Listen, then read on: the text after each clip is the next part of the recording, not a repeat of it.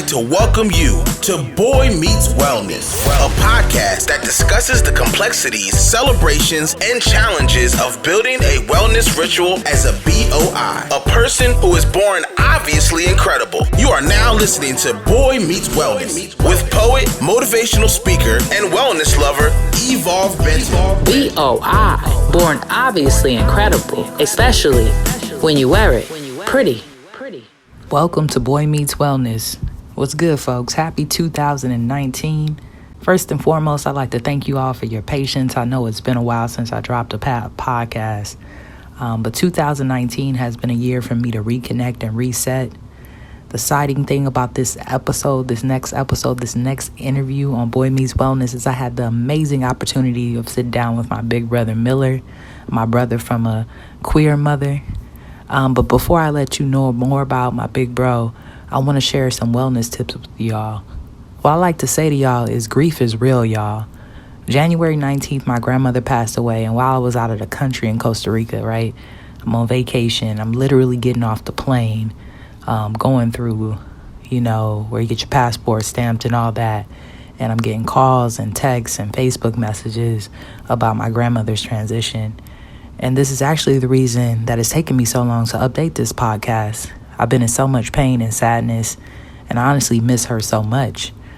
My depression has been on a 10, and I've been trying to find ways to cope between meditation, prayer, going to the gym, drinking some boba, whatever I can do that even Google comes up with to cure my depression, my anxiety, and to deal with my grief. But my wellness tip for y'all, folks that are experiencing grief or depression, start to keep a gratitude journal.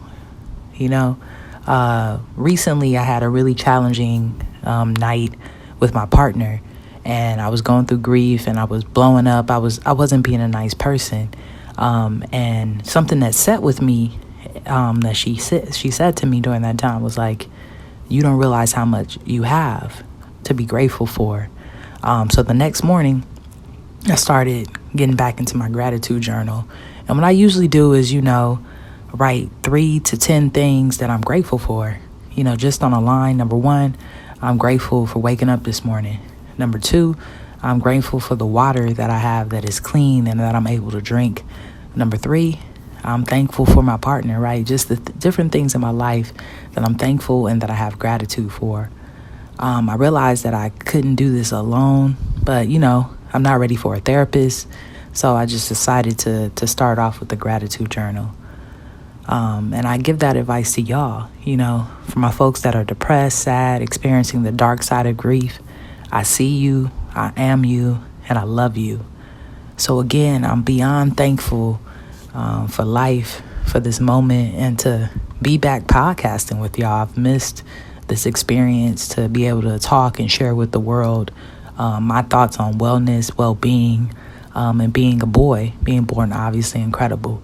So like I said, today we have an amazing interview with Miller. Miller is a change agent in their own right and creating space for boys like us to thrive. Miller uses they, them, their pronouns, or simply Miller. They're a world traveler, social entrepreneur, and foodie who enjoys connecting with people from diverse backgrounds and cultures.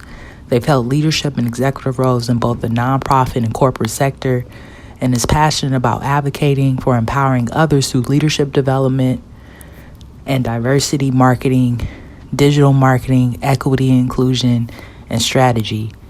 I had a great time sitting down and talking to Miller, and the amazing thing about this interview is after this interview, I feel like our relationship has grown. We've grown to be friends and have had conversations about being business partners, and just seeing, Miller's grind, Miller's love for their wife, and Miller's determination has really, really, really stirred up the creative energy and the change agent in myself.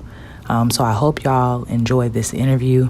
Miller is all about disrupting the status quo and redefining standard definitions of success. Miller is dedicated to creating their best life possible and helping others do the same. So check out this interview. Let me know what you like, Let me know what you think. Hit me up on all social media platforms. I'm Evolve Benton, EVOLVE BENTON, and follow us on Instagram, Boy Meets Wellness, BOIMEETS, Wellness, WELNESS. Yes, that's Boy Meets Wellness. Appreciate y'all. Thank y'all. Check out the interview. If you could just share your name, pronoun, what brings you joy, and where are you from? Where are you from in the world? Okay. Yeah, no problem. Well, first, thank you so much for having me. It's really dope to be able to connect with the Boy Meets Wellness community and audience. And, I really appreciate the work that you're doing. And thank you so much for having me. Like you said, my name is Miller, and I use they, them, their pronouns. And I'm originally from Columbus, Ohio. I have spent the last 5 years in Chicago. And when I can and have the opportunity, I like to change zip codes, change area codes, and change time zones. So really just, I'm sorry, what was the other question? What brings you joy? And what brings me joy? Yeah. What brings me joy right now is my incredible wife, the life that we are working very hard to create for ourselves, being able to travel. I love being able to connect with people from different cultures and backgrounds, and so and learning more about who they are and how our identities align, and good food, good conversation, and being able to be a resource to community is all the things that bring me joy right now. That's beautiful. That's beautiful, man. And congrats on being married. Congrats on that. And I send you so much love just for the visibility. Seeing pictures of y'all gets me really excited. It makes me feel seen in a way. So tell me a little bit about that. Why have y'all chosen to be, so visible with your love, and, kind of even bring that into a part of your branding in a way, right? It's definitely even a part of your business. So why did you choose to do that? And what have been some of the celebrations and some of the challenges of that? Well, that's such a great question. And I'm really glad that you're asking that, because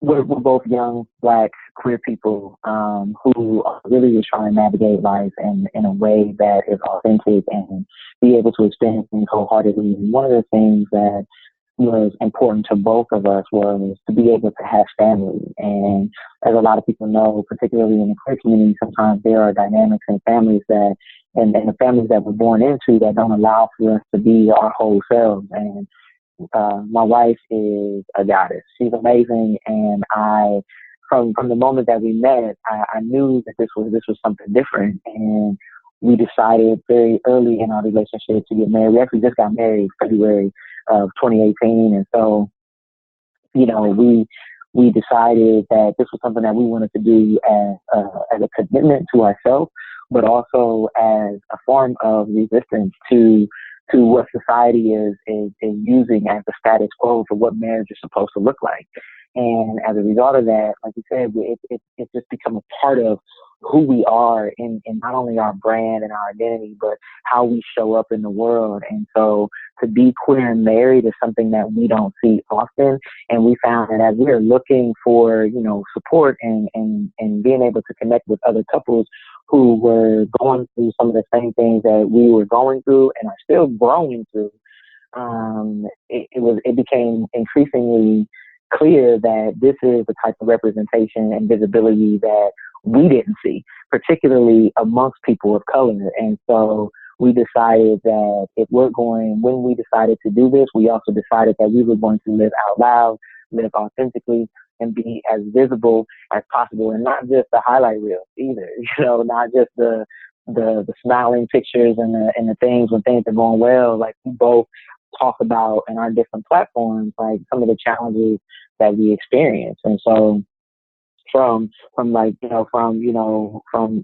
how we identify from monogamy to a non-monogamy standpoint, to the previous pains and growing pains that we've had in relationships, whether it being various levels of toxicity shame, guilt. There's so many things that are in play as we are both, one, getting to know each other, two, relearning ourselves, and then three, also figuring out how we're going to be able to show up in the world. That's beautiful. That's beautiful. Black love and Black queer love and that visibility. So can you tell the audience just a little bit about the work that you do, and who your wife is, right? Because I think it's important for folks to know that context, and the work that you're doing together. Because I know recently I seen that y'all were in New Orleans doing some work. Y'all always popping up in different spaces. But what I appreciate about it is that you show us that, right? You show us that, but then you also show us the people that you're connecting with, and it always seems like it's a diverse group of folks. So just share a little bit about the work that y'all got going right now. Absolutely. So separately, my wife is a women's empowerment and sensual movement coach, where she helps women her brand is actually called Reclaiming Your Sexy.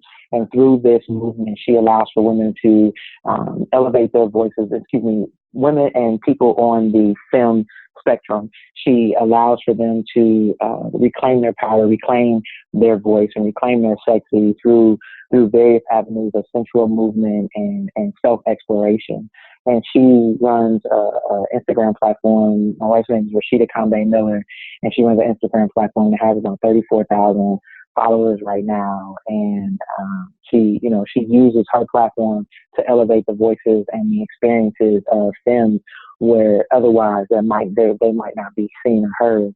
And I really just appreciate how she shows up in the world. She's extremely unapologetic.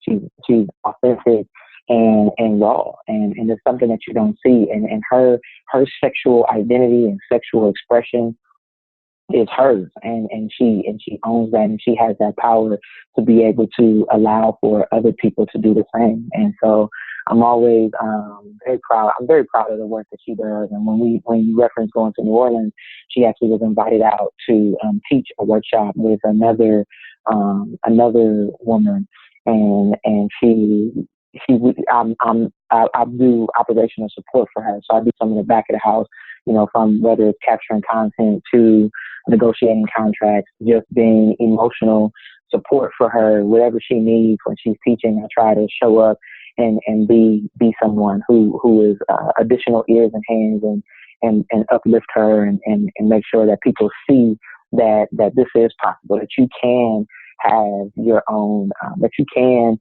be a sexual being and also be a spiritual being, that you can be a sexual being and also be married. You can be a sexual being and also, have desire and passion and love for community. And so it's really dope to watch her work and watch the people who come to her experiences and have a chance to work with her grow. And then as far as me, I am the owner, operator, and principal consultant for the Miller Consulting Group, and we specifically work with organizational leaders, C-suite executives, and HR professionals and managers to help create a more inclusive environments for in the professional setting. And this is something that kind of just fell from the lab with I had corporate culture, and as a queer person, it became increasingly clear the need for support in not only navigating those who are people of color, but also LGBTQ, also, on the gender spectrum. And so just being able to make sure that we're creating environments that allow for people to really show up who they are wholeheartedly and authentically and feel safe and be able to be as productive as they can possibly be. That's kind of the work that I'm doing now. And then together, we run we are running a digital marketing. We're running a digital marketing and social media strategy company where we basically take some of the things that we've learned in a very hard knocks and grassroots way, from building social media platforms to engaging with audiences to help brands and individuals increase their visibility and audience engagement, as well as work on different strategies to increase their profit margins, because we all know at the end of the day it's about that bottom line. And so we work with people to be able to create different things that they may need to help improve their business structures. Dope. So you over here just picking up bags. Man, Listen, we are doing our best, and we're trying to, to find different ways to change the narrative. I mean, we are disrupting the status quo and redefining standard definitions of success. And to be completely honest, it's not easy. And people often like to take what they consider our highlight reel and make that as the everyday reality. And it's so funny. Rashi was on the phone with one of her friends, and her friend who is really close to us was like, you two, y'all have been all over the country with $300. And it's funny because, I mean, it's actually accurate. Like, there are times where we're going somewhere and we're in the midst of traveling to the next workshop, or in between sessions, we're trying to figure out like what we're going to do. Like, how are we going to eat? Like, where are we going to go next?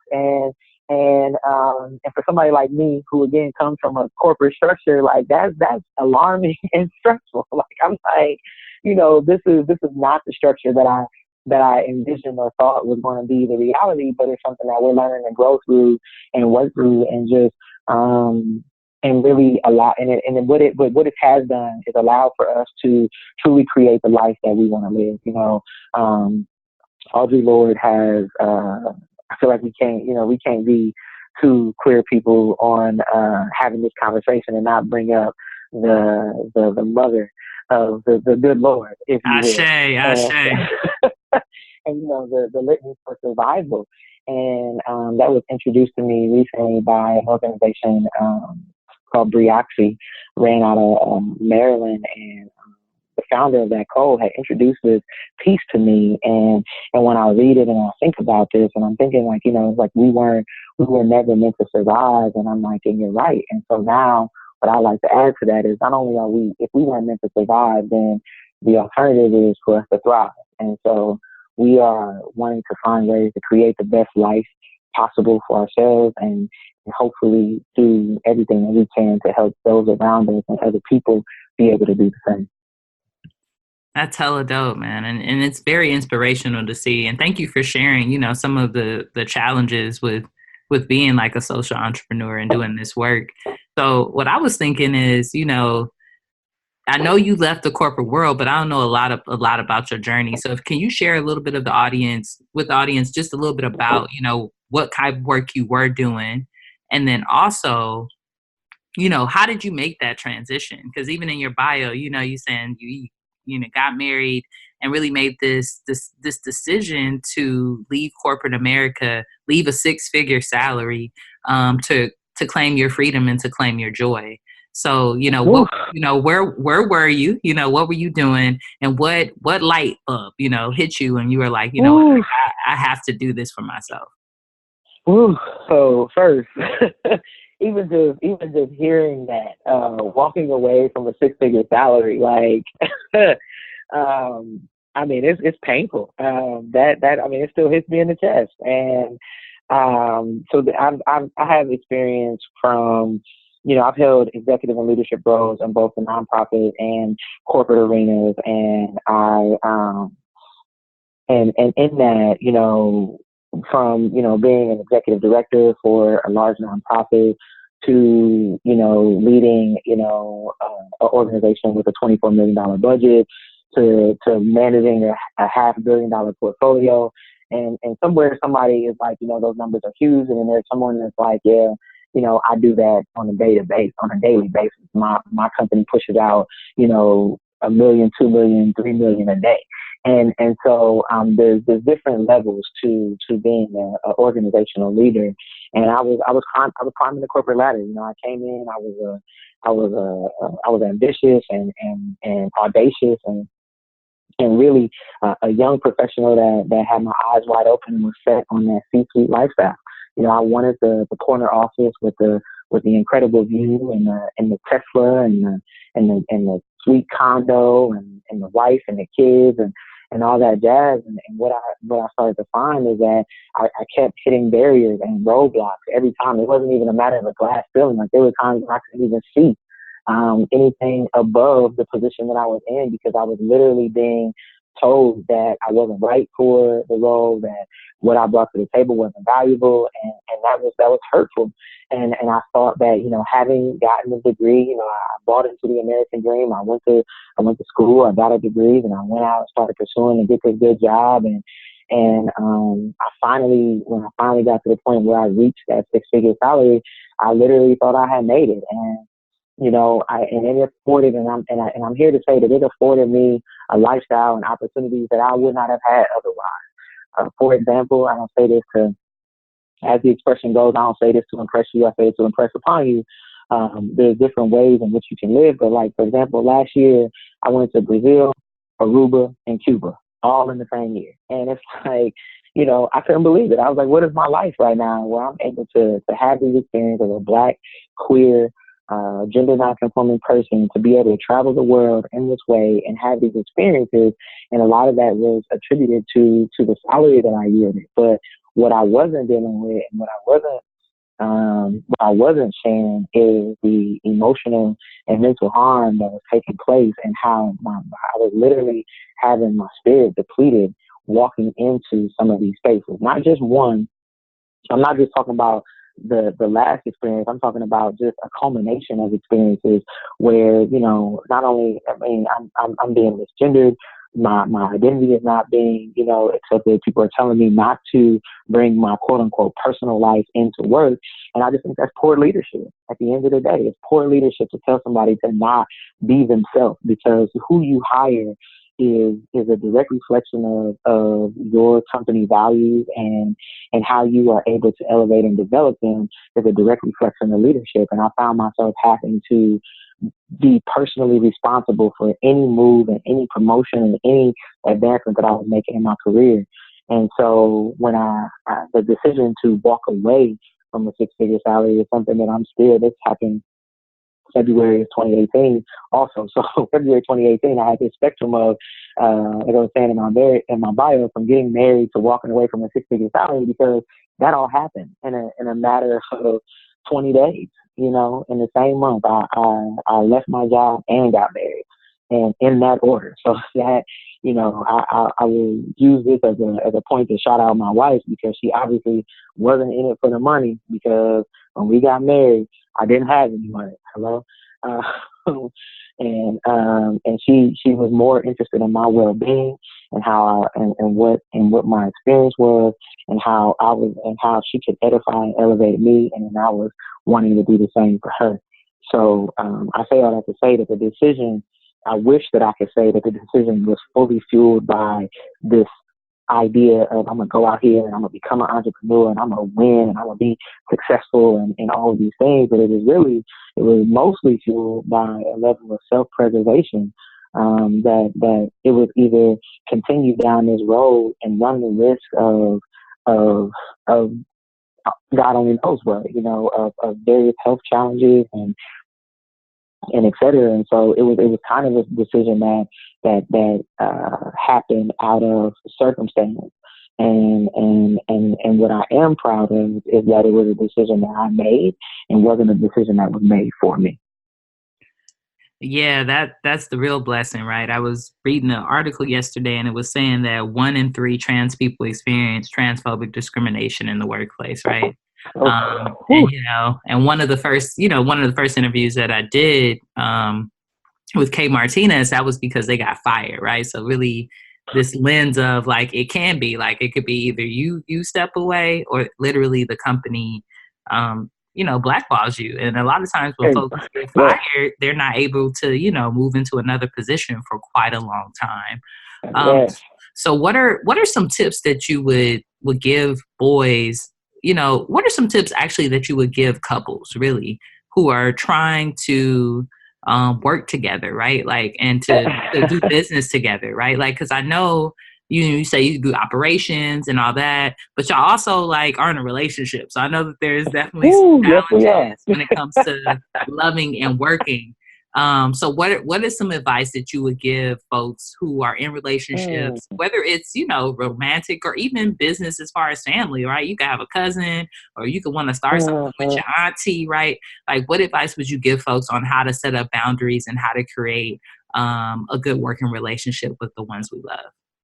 So, it's so funny that you asked that because prior to being married, I had two philosophies about relationships. One, I would say that it is voluntary. Us being involved and being together in this space and place is a voluntary arrangement. Number one. Number two, I would always say to people that I felt like marriage was a business, and you go into it and you're looking to be able to grow and excel and maximize on the opportunities that are in front of you. And sometimes you get into bad business deals and sometimes you get into great business deals. And so clearly I did not have a true understanding of what goes into being married, and I'm not here to say that I am the expert on being married, but what I have learned is that communication is underrated and understated and undervalued, and you have to communicate. And I know if you pick up any relationship book, whether it's a professional or romantic or anywhere in between, there's always an emphasis on communication. And I think that people truly underestimate how important it is to be able to communicate. And I'm not talking about I'll go with this. It's like when you're sitting with your partner and it takes 45 minutes to an hour to decide what you want to eat for dinner because either one person doesn't want to make the decision or the other person is not, there's a lot of uncertainty.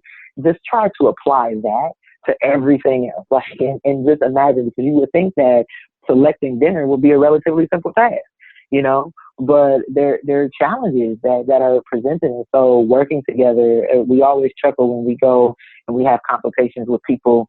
And one of the first things that they always say is, "Oh, I can never work with my spouse," or "I can never work with my wife," or "I can never, do business with my husband." And I think it's so funny because I think a couple things have aligned in our favor.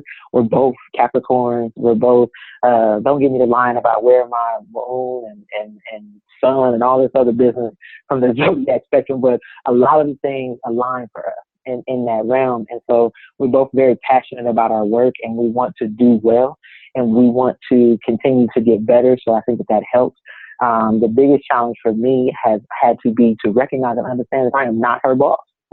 And while I'm used to, managing people and leading large teams and creating this sense of operational effectiveness, the reality of the situation is we are business partners. We are separate entities in business.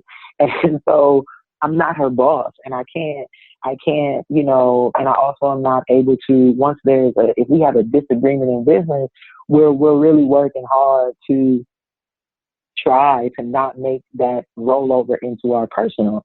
But in the event that it does, we've gotten really good at taking time out. And so I would say, one, communication. Two, make sure that you create space for yourself to be able to take a time out and remove yourself from a situation so that you don't end up saying or doing something that you will later have to go back and apologize for. It's not to say that people don't make mistakes and people don't have arguments, because I will tell you, as with us both being Capricorns, and nobody loses an argument in our house, okay? We're both very strong-willed people, and we have conviction and passion. And so we have to find a space to allow the other person to be exactly who they are and to be able to grow into who they are becoming. And I think that's really important. And then also just being able to make sure that we're really committed to what our common goals are, and we revisit those things because sometimes it changes. And with that, it's starting to create a foundation for us that is really strong, and we can always go back to those values. But we are definitely in a whole relationship, and it also just feeds into this idea of being queer and married, because there's other dynamics outside of us being business partners, outside of us being married, that the intersections of our identities that we also bring into our relationship. And so all of that plays a huge role and is important and it matters. Those tips are really real.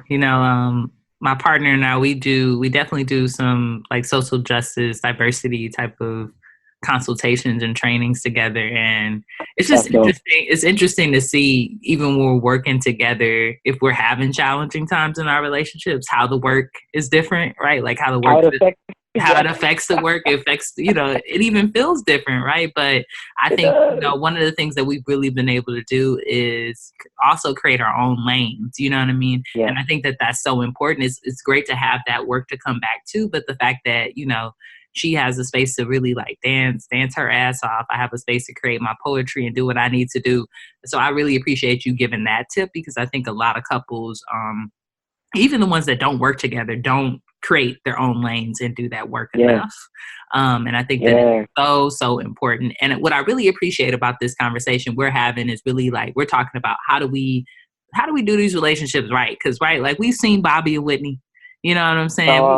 We've seen a lot of relationships, growing up as Black folks, where people were together, and we're hoping that they're doing well. Even Jay-Z and Beyonce, right? Like we hope that this love is real, but we don't really get the roadmaps and the tips on how to be successful, right? Like people aren't sitting down and talking about it. That's why I appreciated when Jay-Z did finally sit down and talk about it, because as a Black man, like that don't happen, right? It's usually like I cheated and I'm gonna go be with the next person, get over it, right? Like, but to really talk about fighting for your relationship. So as far as your lane goes, you talk about being a social entrepreneur, and I kind of know what that is, but probably our audience doesn't. So can you tell them a little bit about what that is, and what do you consider your social responsibility as a Black queer person?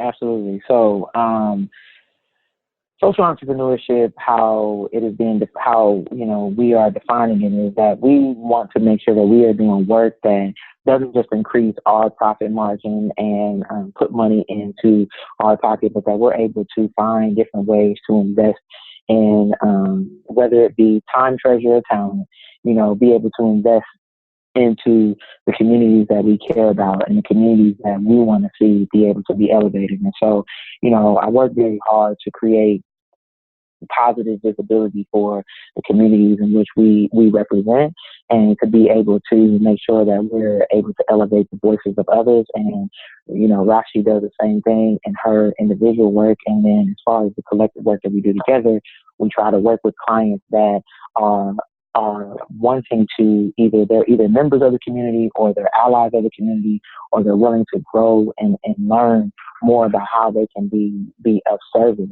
to others. And so having that nonprofit background, I think, has really influenced me in a way that I know that there's more out here than just me, than just my wife.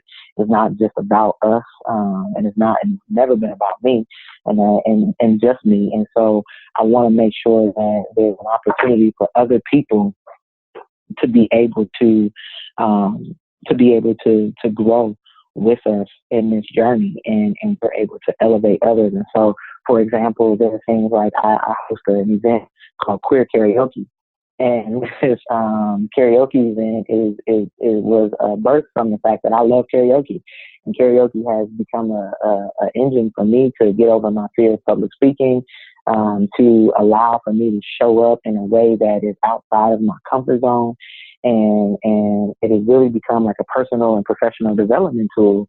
And so when I host these events, I try to find a local nonprofit or a local organization that we can either kick a donation to of some sort, or find different resources, whether it be collecting supplies for them, or invest in some operation support, anything that we can do to help that organization become stronger, so that they can support and expand their reach of how they're able to support the community. So, in short, social entrepreneurship is the both and of being both a for-profit business and also an organization who is community conscious. Lit. Thank you for that definition. That was good. You should go into teaching too, because you just laid that out, and I was like, you know what? I can see that a lot better now. You know, because a lot of times we read. I feel like the amazing thing about having conversations with folks where you have a similar background or similar walk of life is the language, right? So, Yeah. you know, someone else could have explained that to me, and it would have went in one ear and went out the other. But because you know we have this connection, I'm able to do that. So karaoke. Dope. Like I would love to, you know, get down with you. What's your go-to song? Like what's your you know, like what's your top 3? Because if you love karaoke, you probably got like, you know, a whole 20 songs. But let me just tell you, first and foremost, I actually have a karaoke list in my notes in my phone. Okay. I also, not only do I have a karaoke list in my phone, but I also have a karaoke playlist of how I learn songs in my music players or my phone. That's lit. That's lit. Listen, when I tell you I'm out here, I am out here, okay? But my go-to is, depending, and the other thing that I do, because everything about me has always been, I didn't realize, but I have been nurturing and cultivating this equity, inclusion, and diversity work for a very long time. And even in karaoke, like I'm always trying to be inclusive of how I approach it. And so, for example, I'll take a look at the audience and see who's out there. And if the audience is not, you know, of the melanated persuasion, then I may not pick a song that drops vernacular that is exclusive to our culture. So, you know, I may not, you know, for example, so if the song is using the N-word, I might not do that song at karaoke because I don't want to be in a situation where I have to correct someone for using a word that is not for them to use. Hello? Amen to that. You know, so I try to be very socially conscious with my karaoke situation. But for if all things are a go, and it's a proper aligned space and place, my go-to is On to the Next One, Jay-Z. I also do Use Somebody by Kings of Leon. And then my third one, it really just depends, because it depends on if I'm trying to shock the audience. So I might do a Beyonce Partition, or you know, or I might do Lionel Richie All Night Long, you know. But when I tell you I have an actual list, or I'll drop a Kanye, you know, do something Kanye in a heartbeat. But my top 2, hands down, absolute favorite song we do, On to the Next One by Jay-Z, and Use Somebody by Kings of Leon. That's hella amazing, man, that you got this whole list going on. So when I come to Chi-Town, we got to get down at the karaoke. So speaking of Chicago, what if I'm there, right? You know, I'm there. Hopefully it's warm. I know that doesn't happen all the time, but if I am there, because that's the only time I could be there. I'm from Southern California. I know that's right. So, you know, I get cold real quick. I'm in the Bay right now and I'm freezing. It's probably only 50 degrees. But where do queer folks go eat, and where's your favorite spot to go eat and hang out in Chicago? So, you know, Chicago is an interesting city. Excuse me, to your point, summertime shy, there's nothing like it. That's how I ended up going and deciding to live in Chicago, because of summertime shy. I mean, every weekend there are a multitude of festivals and activities that you can get involved in and do. And one of the things one of my most favorite things about Chicago is it's a foodie town. And what I mean by that is you name a culture, not only is there a restaurant, but there's more than likely an entire community or neighborhood that's dedicated and centered around that particular culture. And so some of my favorite food is Mexican food. And so when I'm talking about authentic tacos with the cilantro y cebollo, you know, cilantro and onions, like, I mean, so good. Or chata.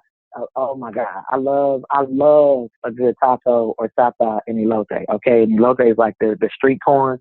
And so there's a neighborhood called Pilsen and another neighborhood called Little Village. And there's incredible food out there, and incredible Mexican food one of my favorite restaurants in Chicago is this Black-owned restaurant called Batter and Berries, and they do specialized French toast. When they first opened, they did a different French toast flavor every week. And I'm not talking about, your regular, cinnamon French toast. I'm talking sweet apple pie French toast and key lime pie French toast and Snicker French toast. And then they do a multitude of other dishes like, a shrimp and spinach omelet or a fettuccine omelet. The food is incredible. I love Batter and Berries.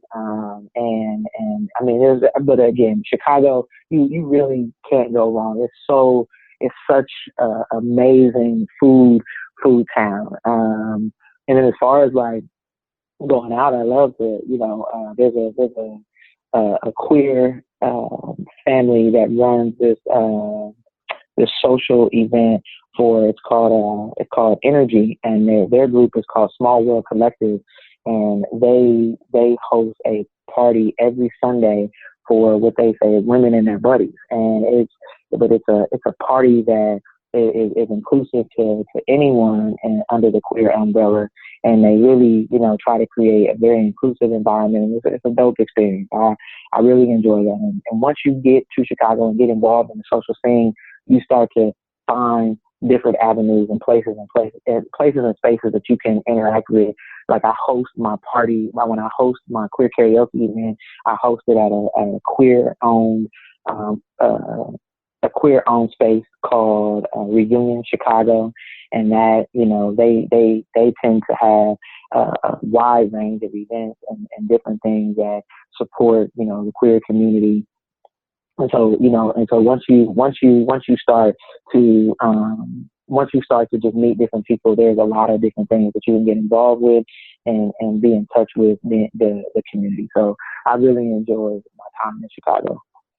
That French toast sounds amazing. So when I come visit, that's what we going first. You know what I mean? Listen, we can eat a whole lot of things, but I need the French toast immediately. But listen, and then the thing is, and so what's funny is they always they still to this day switch the flavor of the French toast every week. So sometimes they'll run back one of the ones that they've already done, and sometimes they'll introduce a new flavor. And so they really have like this rotating menu, and it's dope. But you got to be prepared for the wait. I tell people the wait is a part of the experience. Okay, so if you starving, you might want to pack you a little snack, but don't eat too much because you want to be able to experience the menu. But Batter and Berries has been a place that I've been going to even before I moved to Chicago. So I really love the fact that it's still thriving and that they really just, it's dope. They have you can go on their social media. They're Batter and Berries on Facebook, Batter and Berries on Instagram. You can see for yourself what you've been missing. They need to give you an affiliate code because you just probably just sold hella French toast for them. Run it, okay? Like come through. Look, pick up another bag, okay? So I wanted to just shift the conversation a little bit before we jump into my favorite part of the show, which is Boy Talking Hop, which is a little bit of a brain teaser for you. But I wanted to talk about a little bit about your wellness practice, because this is Boy Meets Wellness, right? So what I love to hear is about, I could never, boys will never stop talking about work. I tell you that. We can talk about the work we're doing because we're doing amazing work. But when we start talking about how we're taking care of ourselves, everybody kind of start easing out of the conversation. So what I want to know is, what are some of your top wellness practices? How do you keep going, right? Because the work you're doing, you're at home sometimes, but then you could be on a whole nother coast the next day, right? And that could be hard on your body. That could be something that, can affect even the quality of the work that you're able to do. So as a person who has to show up, not only show up, but in a high performance type of way, what are some of the wellness practices that you put in to make sure that you're taking care of yourself? So I really love this question, and it is something that is a constant work in progress for me because it is so easy to, fall into a trap of becoming sedentary and getting trapped behind a computer or behind your phone, which, is also a mini computer and just constantly, sitting and just being in that space. So one of the things that my wife and I are really trying to do is introduce more movement into what it is that we do. So, like for example, last night we spent a session. We stretched together, and I have to tell you, like, I mean, and I know I'm biased, but my wife is so damn sexy. And so being able to stretch with her and just see these various levels of flexibility, that's a part of my wellness plan, okay? My wife, listen, my wife is a part of my wellness plan. I enjoy when I make time for her, and I'm really hoping to be able to get back consistent with this, but I enjoy hot yoga. I enjoy cycling, indoor cycling, and that's my form of cardio because I'm not really a runner. Even though way back in the day, I called myself playing being a basketball player, and I never enjoyed the cardio aspect of running. Like I'm just not a runner. I would love to get into swimming. I do enjoy being in and around water. But as far as my preferred method of cardio is definitely cycling. I enjoy hot yoga because that was one of the first places that I could go. And people are probably saying, hot yoga, do you mean Bikram? And my sidebar to that is I do my best to not use the name Bikram because of the sexual assault allegations that have been attached with this particular person. So while I do appreciate the practice, I do like to refer to it as hot yoga, but that is the association that is widely known. But again, I try to stay away from using that name because of the harm that has been caused to hundreds of women around the world. It's just something that I can't perpetuate. But the practice itself has been one of the first things that I have that I was able to do. And when I went there, I didn't think about anything else. Like I literally just was in that space and place. And it's not because I'm deep in meditation or deep into the practice or I'm a yogi by any stretch of the imagination. I think it was part. I was trying to prevent myself from passing out because it was hot as hell. And then two, just that repetition and being able to see myself be able to progress in those various poses and positions was very therapeutic for me. And it feels good on my muscles because having been a former athlete, my knees are bad, okay? Sitting and being in these corporate positions where I was at and nonprofit positions where I was at a desk for long periods of time has definitely disturbed my posture. And so I really enjoy the effects of hot yoga, and I love cycling because of the fact that it is not so much pressure on my knees, but it's a good form of cardio. So those are things. And then of course, sex. My wife is she's in the room with me right now. She's mouthing to me sex. That's a part of the wellness. And I was like, it is. That's real. That's real. That's real. But actual facts. So yeah. So I think all of those things, and then travel. I don't travel just for the sake of being able to kick back and drink Mai Tais, and that's cool. Like if that's what someone, if that's their form of travel and they travel to vacation, but I travel for experience and to be able to have transformational experiences with it, whether it be for leadership, personal and professional development, like all of that goes into place. And that's where I introduce myself to a new culture and different people and different foods and different climates. Then that fuels me and allows for me to return recharged and as a better person. And so the last thing that I'll say is one of the most important lessons and profound things that I keep close to me is when you're on a flight and the flight staff begins this safety message or whatever. One of the things that they always say is secure your mask first. And and they even go as far as sometimes say, even if you're traveling with small children, elderly, or someone who may need assistance, secure your mask first before helping others. And I think one of the biggest things that we have to recognize, for me as a masculine identified person and a boy, is that, I am often finding myself battling this notion of being a protector and a provider. And what I have grown to realize is that I cannot be good or be my best or really be of service to anyone else if I'm not okay. And so I have to secure my mask first before I'm able to assist others. That's beautiful. That's a beautiful analogy. Yeah, I'm often telling myself that, even though I want to fix everybody else first. So that's a good reminder, Miller. Thank you for giving me that reminder, because I need it on a daily basis. So we're in, 2019 is upon us. Folks are already calling in some amazing intentions. What are some of your goals, or what are some of the projects that you got lined up for 2019? And how can folks get connected with you? Like, you were speaking about your digital marketing business, and I would love to know more about, even with my company, how do we get involved with Miller, and what are some goals you have for 2019?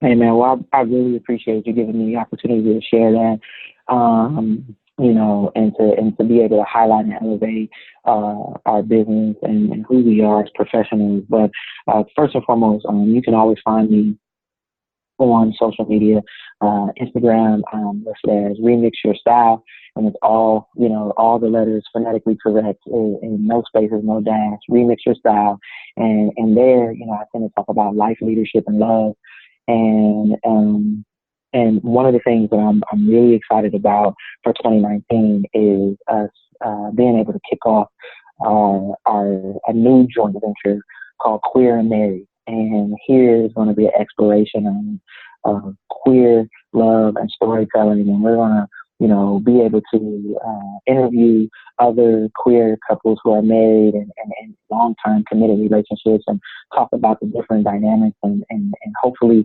garner some advice from them as they've been navigating life as partners. And so I'm really excited about where and what Queer and Married is going to introduce to the world, because as we said before, there's not a whole lot of representation and not a whole lot of visibility around that particular segment. And so super excited about that.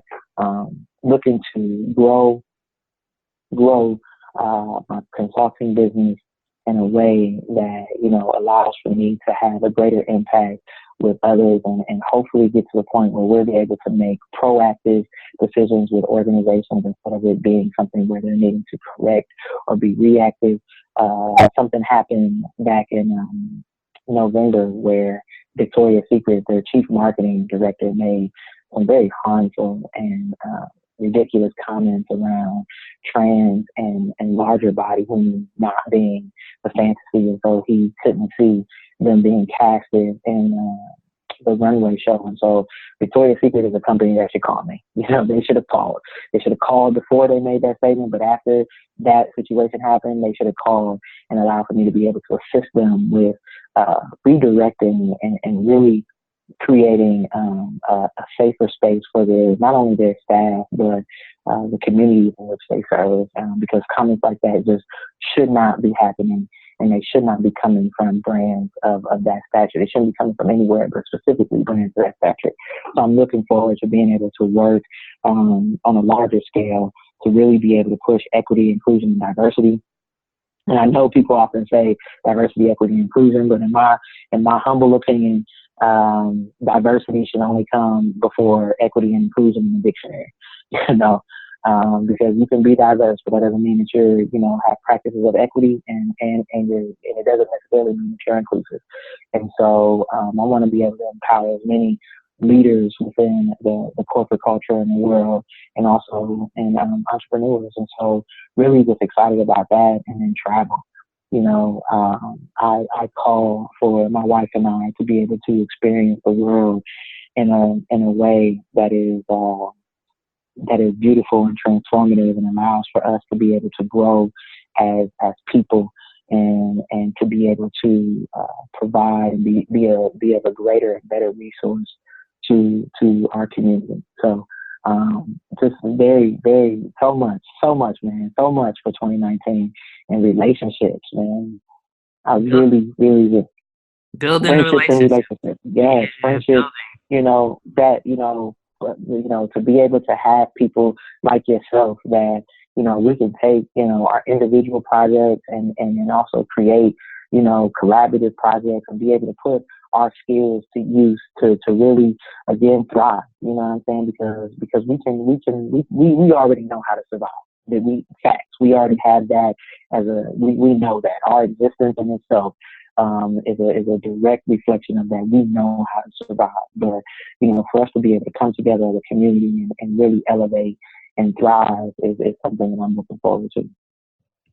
Yeah, me too. Let's eat together, right? Like let's eat. Like let's not, you know, not just like going through trash no more. Like we at the table. So, you know, I appreciate all that. And I like the fact that you said that you call that in for you and your wife, you know, that intentionality around spirit and around the universe. So thank you so much. We're going to jump into a little fun now, which is Boy Talking Hop, which is kind of like a fill in the blank kind of mode. So I'm going to give you a statement and you're going to fill in the blank for the audience. It's only a few questions. Don't try to think too much into it. Just whatever comes, you know, whatever comes first. I know this might be a little bit hard for the Capricorn. Look, okay, I know. I'm about to say, you know, the Capricorn in me is already panicking. My grandmother is a Capricorn, so I totally get it. She's, you know, that's one of I'm gonna do my best, man. That's one of y'all strong points. Yes, man. Critical thinking, man. Y'all are very grounded, and sometimes y'all aren't as adventurous, but that saves us Leo energy because we just, you know, we jumping through all the hoops and doing all the crazy things. Come on, I'm gonna follow your lead. Let's get it. Okay, let's get it. So, more money, more opportunity. If I could spend a day with anyone, it would be, and I would do the Obama, and I would just love to be able to pick their brain about their experience. With Jay-Z and Beyonce, because you know they pray. Look, I know that's right. Just hang out with all the bomb black, right? Look, come on. You know, we just gonna have a black, you know, just an all black everything experience, and we just gonna use both of their guest lists and their weight, and they're gonna invite everybody. There's gonna be like just, you know, just this community dinner style, and it's gonna be a day, you know, just a day in the experience. As long as I'm on the invite list, that sounds amazing. We in there. Hello, we in there. I love to listen to. I love to listen. I love to listen to podcasts, and I love to listen to audiobooks. Okay, cool. I hear your dog. Your dog is trying to get on the interview. Come through. Exactly. Look. Rocky is in the building. Okay, he is. He is here for it. Dope. I love to wear hats. All kinds of hats. Since I cut my hair, I've allowed myself to get into the dad hat vibe, but I love a good fedora. That's dope. I reclaim my sexy by. Ooh, I reclaim my sexy by being authentic and showing up as my full self and creating a space for others to do that as well. Dope. And wellness is? And wellness is life. Last but not least, Miller is on a journey. On the journey to greatness, man. Thank you so much. Thank you so much. For real. Thank you for this, time. Man, thank you. Time to pick your brain and to build with you and to, you know, acknowledge that y'all got some magic going on, man. And I don't know if y'all are able to see it. You know, because when you live in it, sometimes it's hard to see it. But from another person's eyes, you're doing the work, you know, and you're showing up in a way that brings us hope, you know, in a time where we're under fire. So, you know, thank you for your courage and thank you for your vulnerability. I really appreciate that. Man, thank you so much. I mean, I'm telling you, authenticity and vulnerability is quite the experience and quite the journey. But I really appreciate you recognizing being able to see us and see us as individually and collectively, because, you know, sometimes we get lost in the identity of our relationship. But I think that the beautiful soul that I have the privilege of being able to walk through life with and my wife is really helping me to become more of myself. And so I love that. And thank you for saying that. Thank you for having me. And thank you for doing the work that you're doing, man. This is dope. I appreciate it. This is Miller, and I was born obviously incredible. Thanks for listening to Boy Meets Wellness. Stay connected on and off the show by following us online at Boy Meets Wellness. That's boy with an I. Until next time.